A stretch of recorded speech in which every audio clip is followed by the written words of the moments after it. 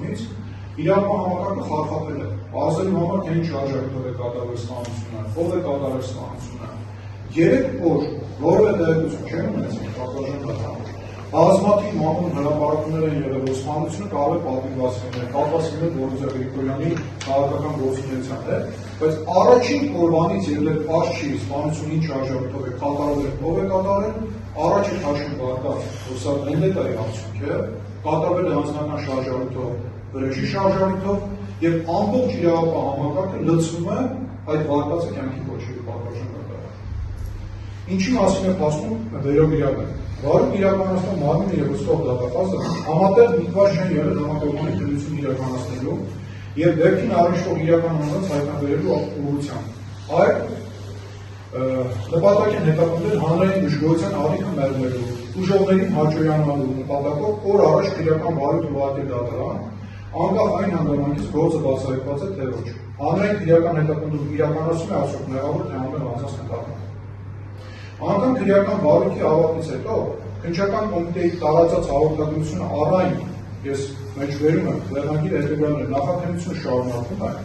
նպատակ ունի մոլորության մեջ գծել հասարակությանը նկատի ունենալով այն հանգամանքը որ նախաքննությունը շարունակվում է ընդհանրապես քրեական օրենսգրքի 335 հոդվածով այսինքն զենքի շրջանառության հետ կապված հոդվածով եւ իլուր նաեւ ուժողների եմ ասում եւ հանրության եմ ասում որ այս մասով քննչական կոմիտեի տարածած հաղորդագրությունը մոլորություն է որովհետեւ սպանության մասով քննչական կոմիտեն մեծ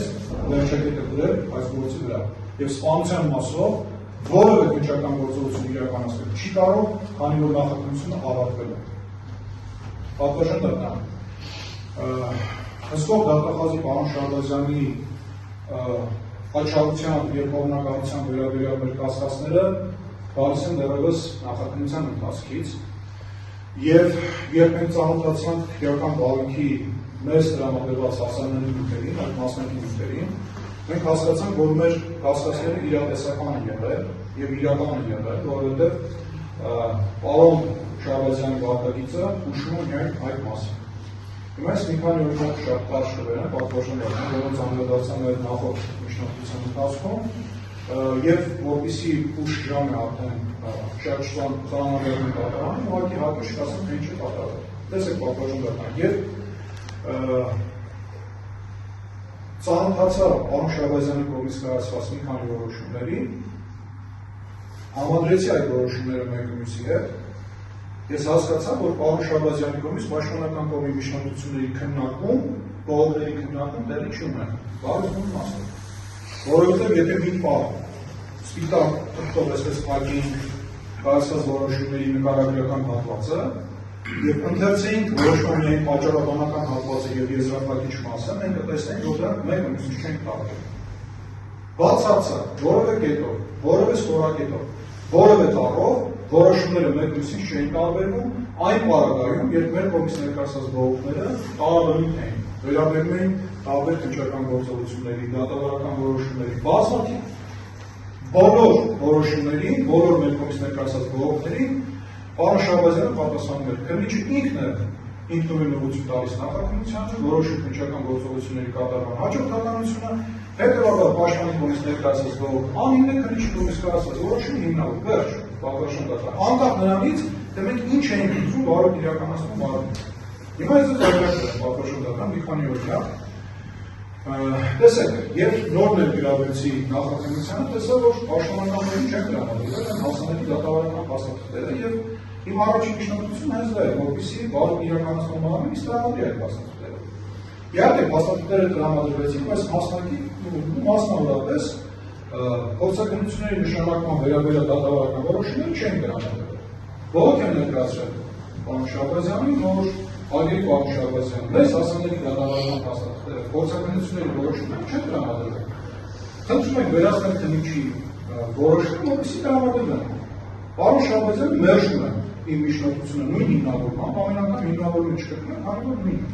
նույն հիմնավորմամբ պատվաշան դատարան։ Բայց ո՞ր է տարօրինակը։ Որոշման մերժումից անմիջապես հետո էլեկտրոնային փոստով ես ստանում եմ քննիչի կողմից ինձ ուղարկում դատավարական փաստաթղթեր։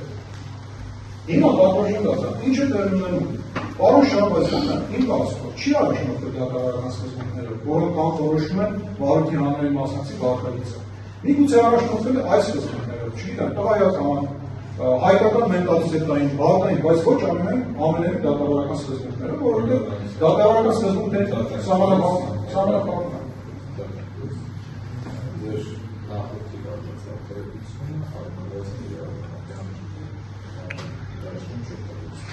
Շահմանի պատասխան։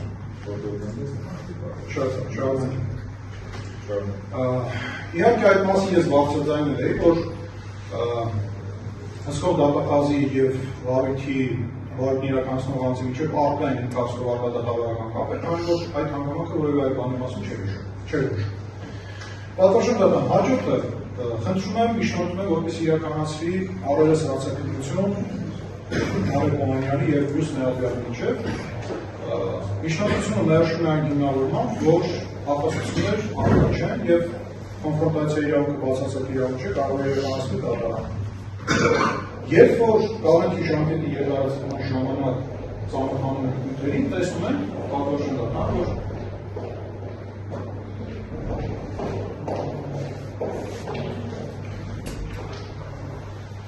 տեսնում ենք, որ հակասություններ, լուրջ հակասություններ առկա են, մասնավորապես բենզինի շշի ձեռքբերման և Նարեկ Օհանյանի կիսակառույց տանը Բաքվում գտնվելու մասով, իսկ բենզինի շշի հանգամանքը դա Նարեկ Օհանյանի մեղադրանքի հիմքի դրված այն առանցքային ապացույցն է։ Առնվազն այդ մասով անհրաժեշտ է, որպեսզի առերեսում կատարվեր։ Կրկին նշում եմ, որ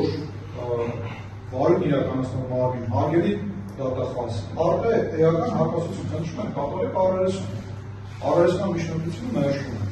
Իմ կարծիքը պատվարժան դատան ինչու է մերժվում, որովհետև վարույթ իրականացնող մարմինը և հսկող դատախազը կարող էին առնվազն ենթադրել, որ առերեսման ընթացքում օրինակ Գևորգ Հարությունյանի տվող մի քանի հարցով հնարավոր է ձեռք բերվեին այնպիսի փաստական տվյալներ, որոնք հերք էին Նարեկ Օհանյանի մեղավորությունը և հանգեցնեն իրական հետաքրքրման դատարանին։ Իրենց համար այդ ցանկալի, անցանկալի հետևանքի ցուցաբերումը